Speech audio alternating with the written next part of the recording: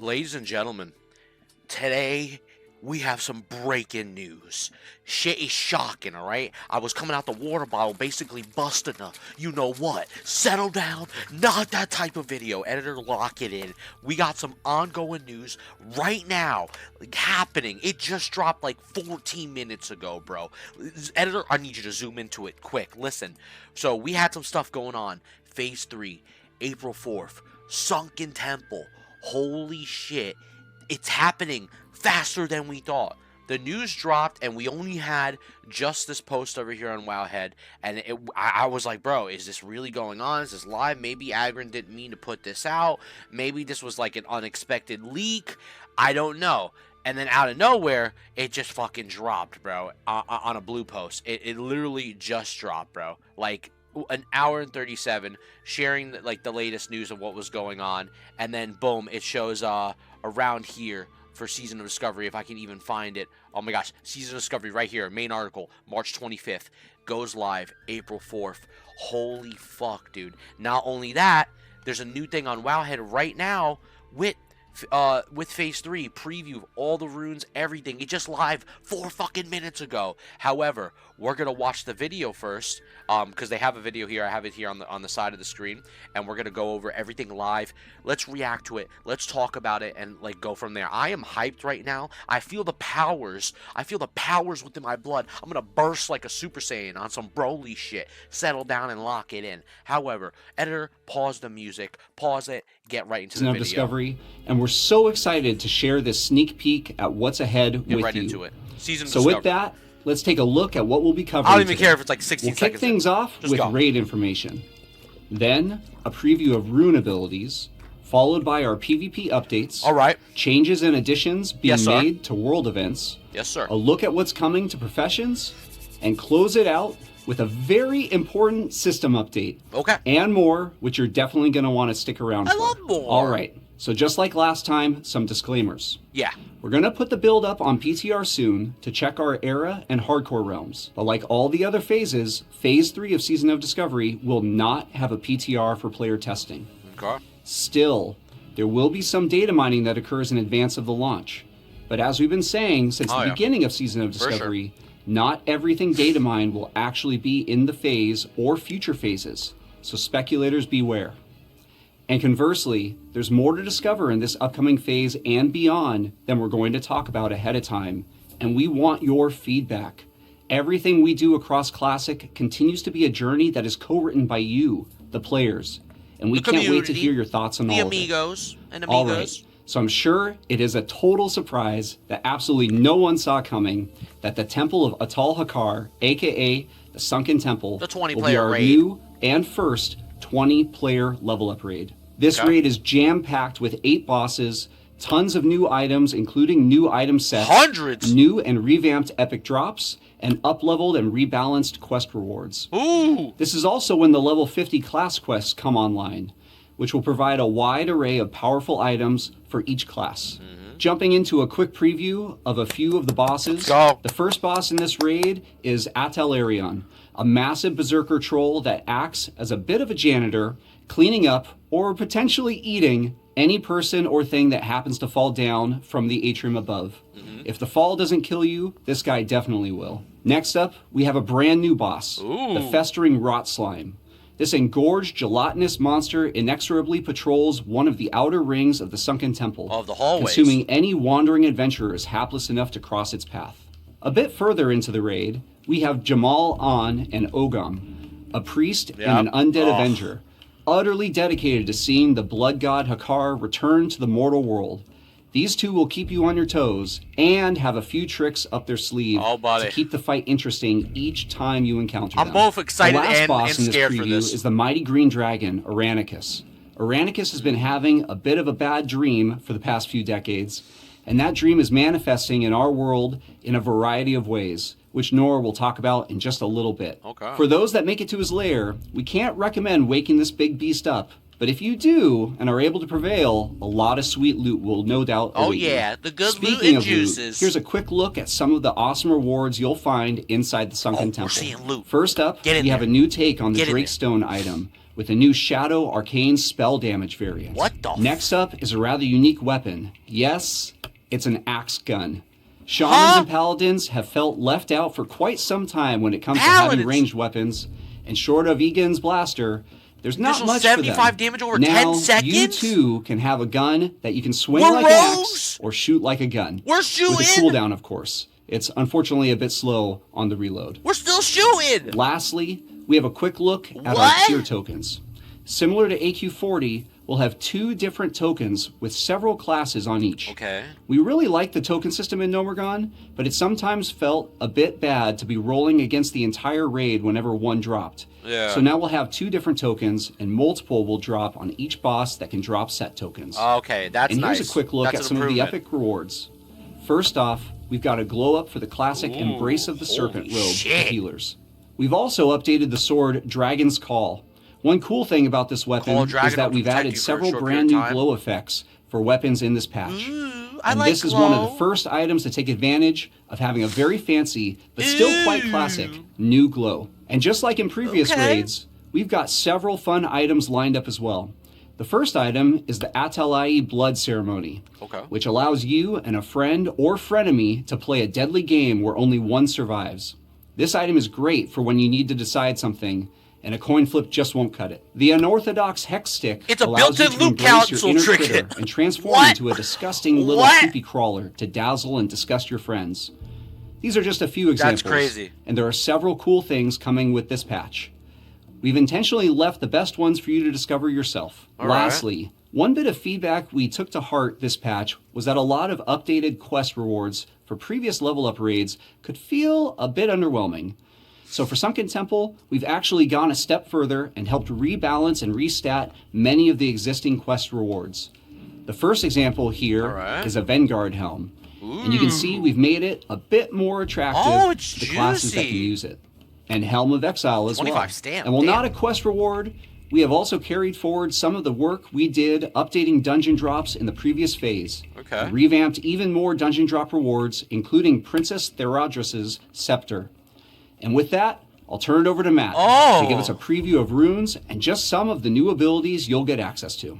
Hey folks, I'm Matt Everett, Senior Engineer on the Classic team. Lay it on us, Matt. I'll go over some of the new runes you might find in Phase 3. You got 30 seconds. Before that, I want to note that we heard your feedback that a lot of runes last phase weren't accessible until level 40. We've tried to balance Phase 3, so you'll find more runes while leveling, but you'll still have some to look forward to at 50. Okay. Let's look at Druids first. Druids. Gore gives you a chance to reset some key feral cooldowns and generate some rage. I think this was in the data mines. Barkskin gives you all the benefits of Barkskin without the drawbacks, and you can cast it on your friends. Wow. Next up are Hunters. With Lock and Load, your traps grant you a free shot with no cooldown. This could be a great 1-2 punch with something like Double Chimera Shot. Focus Fire lets your pet build up Frenzy, which increases its attack speed. You can activate and consume your pet's Frenzy, boosting your attack speed and granting your pet focus. Next up are Mages. Deep Freeze is a powerful 5-second stun on a frozen target. If the target's immune to stuns, it takes significant damage instead. Balefire Bolt lets you live on the edge of risk and reward, dealing heavy damage but decreasing your spirit. If you reach 0 spirit, you die. And by the way, if you're leveling a new mage, you might find this rune earlier than you expect. Paladins. Improved Sanctuary makes you even tankier, increasing Sanctuary's damage blocked and damage dealt back to attackers. Wrath lets you crit with Consecration and applies your melee crit chance to your Holy Shock, Holy Wrath, and Exorcism spells. These are just some previews. Settle down. Pain and Suffering allows your Mind Play ability to refresh the duration of Shadowward Pain. While Surge of Light causes your crits to make your next Smite or Flash Heal instant cast. Rogues. Honor Among Thieves is incredibly powerful, granting you a combo point each time a party member scores a crit. I actually like that one for Rogues. It does have a short cooldown, but you'll be swimming in combo points with this rune. Ooh. Cut to the Chase makes it easier to keep Slice and Dice up by allowing Eviscerate and Envenom to refresh it back to its max duration.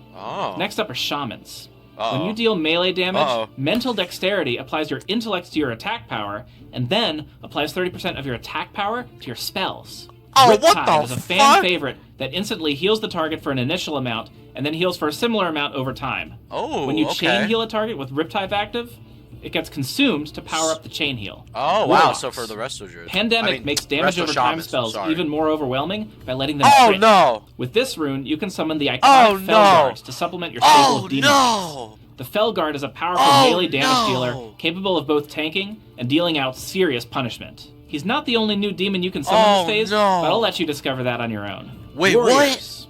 With Taste for Blood, what does that mean? Rend damage lets you use Overpower once per 6 seconds. Sword and Board gives your Devastate and Revenge a chance to reset Shield Slam's cooldown and make it cost no rage. This time, Warriors get a bonus rune. The much-requested Gladiator stance. Wow. Lets you live that Sword and Shield Gladiator fantasy. 4 stances. This increases your damage when wearing a shield, as well as letting you use abilities from other stances at the cost of survivability. This is one we've really been looking forward to bringing to the season, and these are just we can't wait to see what Warriors are able to do with it. I love watching players work together to find all the new runes each phase, and I'm looking forward to this one. Up next, Nora will join us to talk about PvP updates. Let's go, Nora. Hey, thanks, Matt. My name is Nora Valletta, Good job, and Matt. I'm a lead software engineer on WoW Classic. I'm here to talk about some of the other updates we've got coming in Phase 3, starting with PvP. One of the things we've learned from previous phases is that PvP can be a bit rough when the only thing available is PvE gear that is generally set up with output stats rather than survivability stats. As a result, we're going to be introducing a brand new level 50 PvP that requires ranks 5 through 7 to equip. Oh my god! This is similar to the rank 10 and rank 13 PvP sets in that it's a full 6-piece set with appropriate PvP set bonuses. There will also be a starter set available from a new faction called the Emerald Wardens, but we'll go into more detail on them later on. Here's a quick look at a few of the new PvP set items. You'll notice that they are a bit more specialized and focused than the previous level 60 PvP sets were. Each class will have a variety of sets available to them, such that multiple different specs or roles are increased damage and We're also plus making 15 a few stats. adjustments to the Blood Moon PvP event, sets. including adding brand new rewards for level 50. We'll also be adding a new currency for the level 50 rewards called Massacre Coins, which you'll earn when killing higher level players in the event. We'll be retiring the Bloodstained commendations. Wow, they're getting rid of that. I'm over here hunting like a football player. Any saying, existing commendations that you have will still function Get my after chair. patch, but Get my don't chair. hold on to them Rolling. They will expire after 2 weeks. We think it's okay if you're able to bank these now to give you a bit of a leg up on PvP ranking at the start of the next phase, but we don't necessarily want you to be able to hoard enough coins to get you all the way up to rank 14 later on when that becomes available. We'll have a new PvP honor consumable token for level 50 as well, purchasable with the new currencies. And how about some gear? Here are a few of the new items available via the Blood Moon event in Phase 3. Knocks the target ceiling for 2 seconds. Note that the Headhunter's Barbed Spear is a warrior-only weapon. When fighting Dragon also realize that ranged hunters may have felt a bit left out last time. Ranged hunters! We've gone ahead and given them a pretty strong crossbow option in this. Oh my god! They're answering the prayers! Phase 3 of Season of Discovery will soon be upon us, and with it comes new loot, new opportunities to gain experience, and new adventure. Let's take a quick look at our new PvE world event called Nightmare Incursions. New world event! Picture, if you will, the 4 emerald portals scattered across Azeroth. At this point in history, the Dragons of Nightmare, Terrar, Ysondra, Emerus, and Lethan have not yet arrived to spread their terror. Wait, they're cooking. However, as you approach each portal, you can't help but sense hidden danger.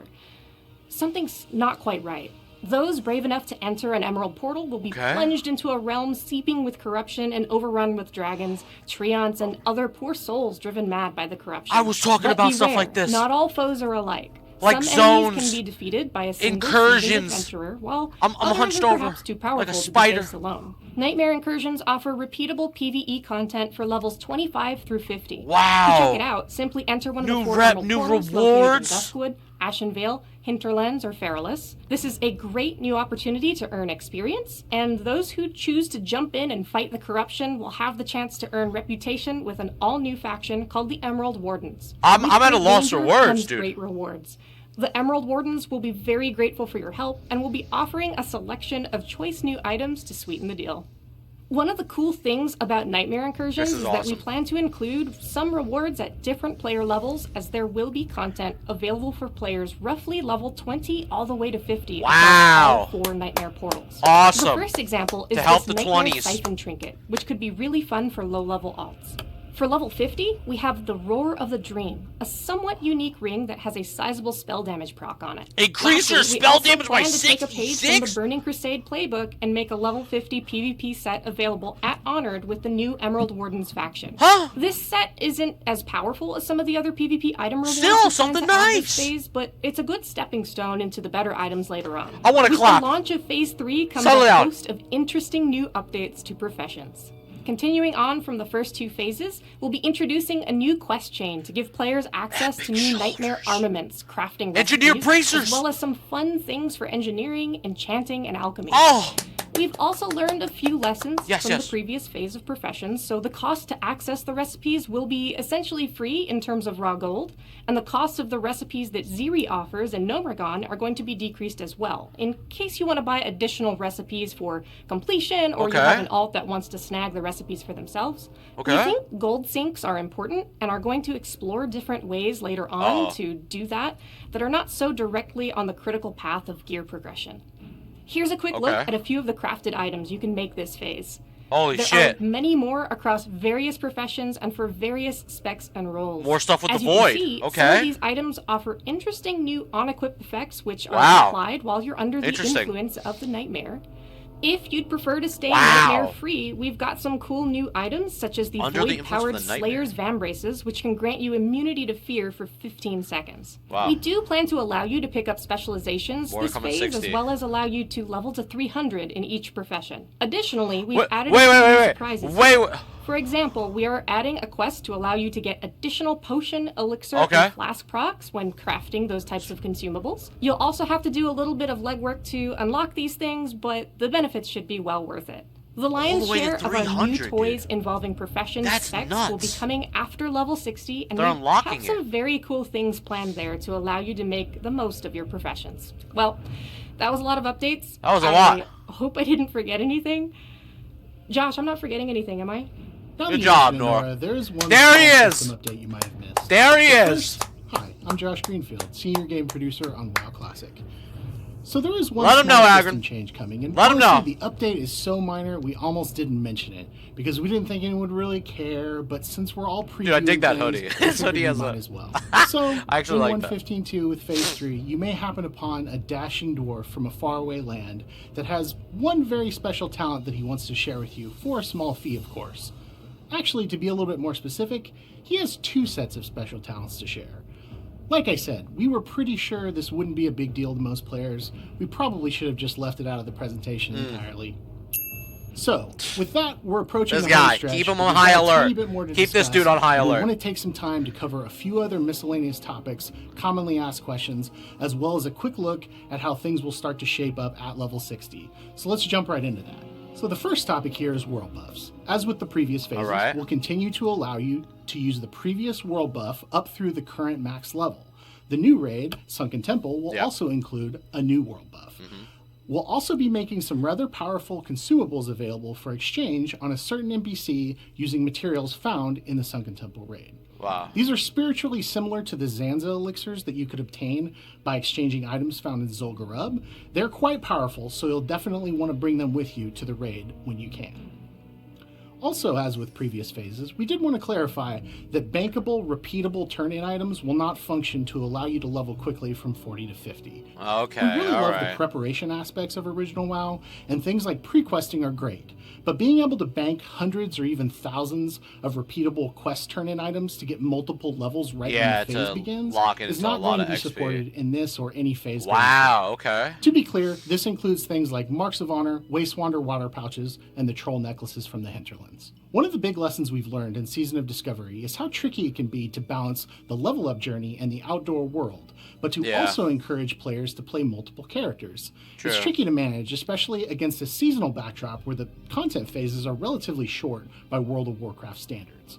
To help out with this a bit, we introduced a very powerful Discoverer's Delight XP buff at the midpoint of Phase 2.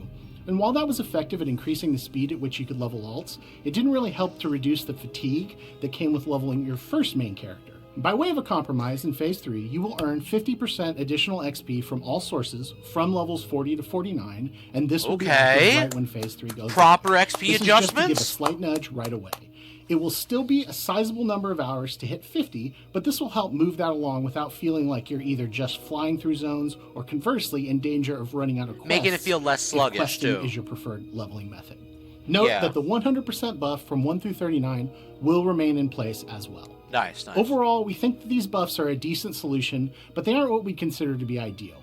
We're going to carry a lot of what we learned forward if we do something like this again, and maybe look at other adjustments we can make to help smooth the leveling curve in general. Yeah. Additionally, as with Black Fathom Deeps before, Nomergon will give a sizable amount of XP for each boss kill. So continue to run that with your Continue guild doing Nomer like you would do a BFE run. Activity when it is available to you. Makes sense. On the same token, we see Nightmare Incursions as a good quick way to get a good chunk of XP if you find yourself wanting a change of pace from your normal leveling routine. Yeah, I There's like a that. lot of repeatable content. I like that a gives lot. experience there.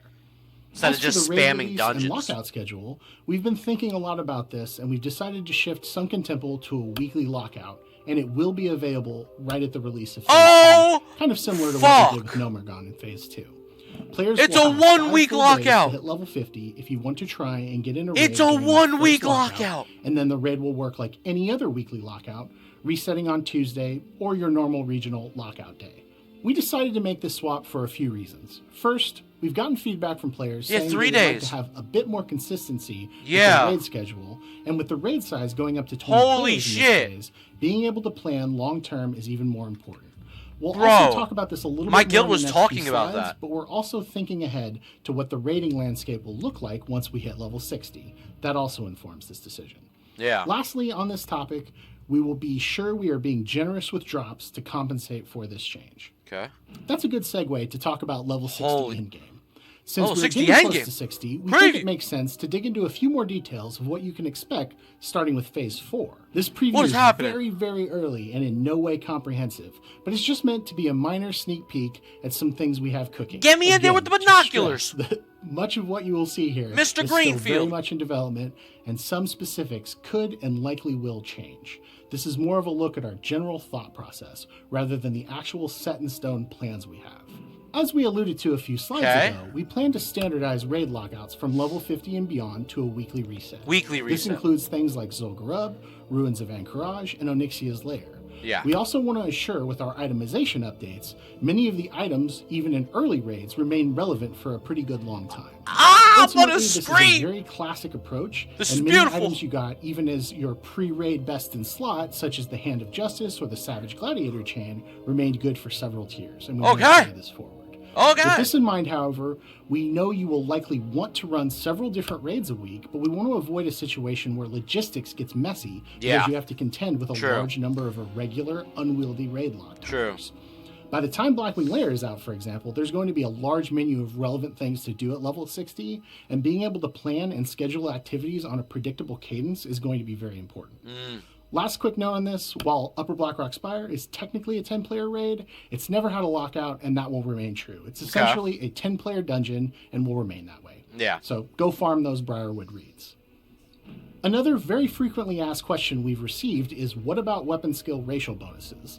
From the start, we've suggested that you shouldn't need to worry too much about things like orc and human weapon skills long term, and that you should feel good about choosing whatever race you want To play. based on their aesthetics Yeah. or other bonuses that race gets That apart is from true. weapon skill bonus. Every phase, we get asked for a status update on this, and we just wanted to confirm that yes, the solution is coming at level 60. At level 60, you will be able to discover a method to essentially swap in and out up to 2 weapon skill bonuses for your character.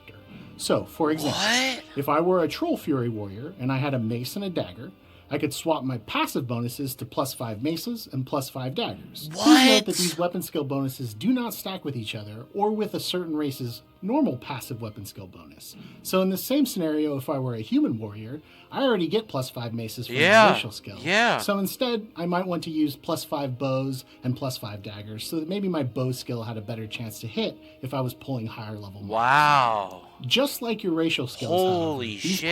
passives will stack with any weapon skill you gain from items, such as Obsidian Edge Blade or Maladath Ruined Blade of the Black Flag. Oh my. These unlockable passives will be available right at level This is 60, awesome. And while there will be a short discovery to unlock them, Dude. everyone who wants them will have access to them early on.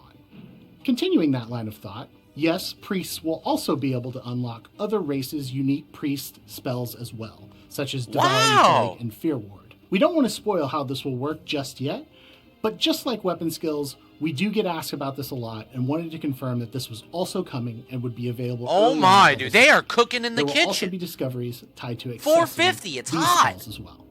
So, this is the last big item in our level 60 preview, and we think it's the most impactful, as items are obviously going to be a major focus of the new level 60 endgame. Of course. We're essentially totally revamping tier sets to add multiple variants for different specs and roles that each class can fill. We don't necessarily intend to make a full set for every single niche playstyle in every raid tier, as some classes could end up with upwards of 5 to 7 sets every few months. Yeah, that's a lot. We do want to try and cover a lot of the major roles as well as some new playstyles we've added to different classes that most unique roles each class has access to get something cool at some point during their level 60 journey.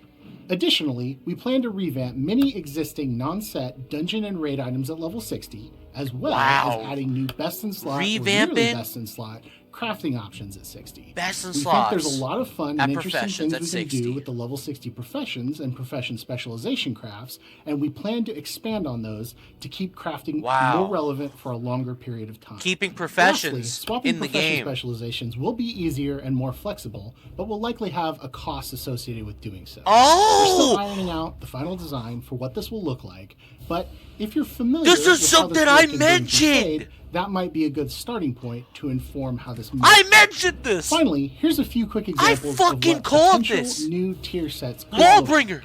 These are very much holy not damage. Holy Holy so shock, critical exorcism. Gives paladin just every melee hit to cause holy damage from weapon dealing 311 so damage. First off, you'll notice we've got Vanish, a tanking rogue blade set dance, with a very interesting tanking AP rogue bonus. sets. We've also got Leather. a Shotgun and Paladin set that really plays up key abilities such as Exorcism and Holy Shock. Lastly, we have a Boomkin set that really leans into some of the bonuses we've recently added to Moonkin form.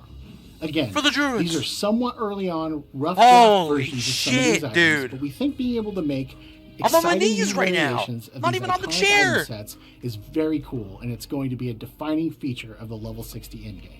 So with that, we're done with today's Holy presentation. shit! Thank you for bearing with us on Holy this one, shit! as it was a long one. It was amazing. We had a blast on this wild season of Discovery journey with you. It was amazing. Honestly, can't wait to get Phase 3 into your hands, as well as provide a bit more information on Phase 4 as we start getting a little bit closer to that. As always, we want to express oh my gosh, W video. Team. Thank you for playing with us. Thank you for the feedback. W thank you for video. The participation in helping us develop this season. We'll see you again when Season of Discovery Phase 3 goes live shortly. Thank you again, and goodbye. Holy shit. I got Asmund on here. Unbelievable. Dude, what a fucking video. I'm at a loss of words. Dude, literally, most of the shit I say through my videos, I've called it out. Profession reworking, not like destroying it, but like changing it toward the end game at 60, you know, making it in a way where you can access different specializations, different tier sets.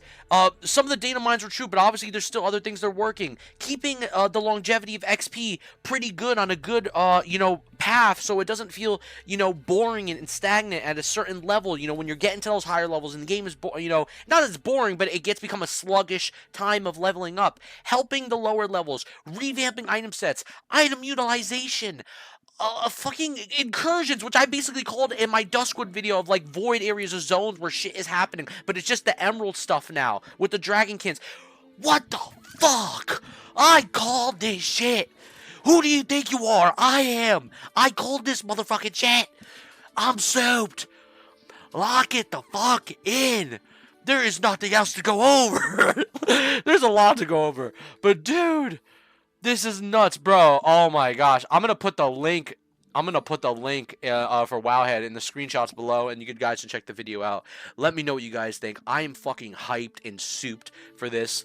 As a person that truthfully loves World of Warcraft, I love playing with the community. I love playing with you guys and girls, and it's honestly the amazing time to be playing SOD right now, and this is what I'm talking about. When I hold on, lock it in. What's going on here, editor? I'll kill you in Minecraft.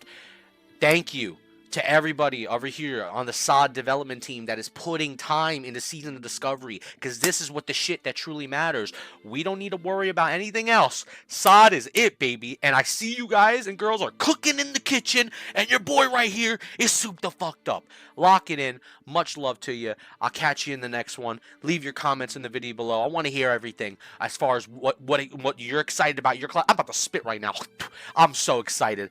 You caught that? You're a legend. Anyways, much love, amigos. See y'all later. Peace.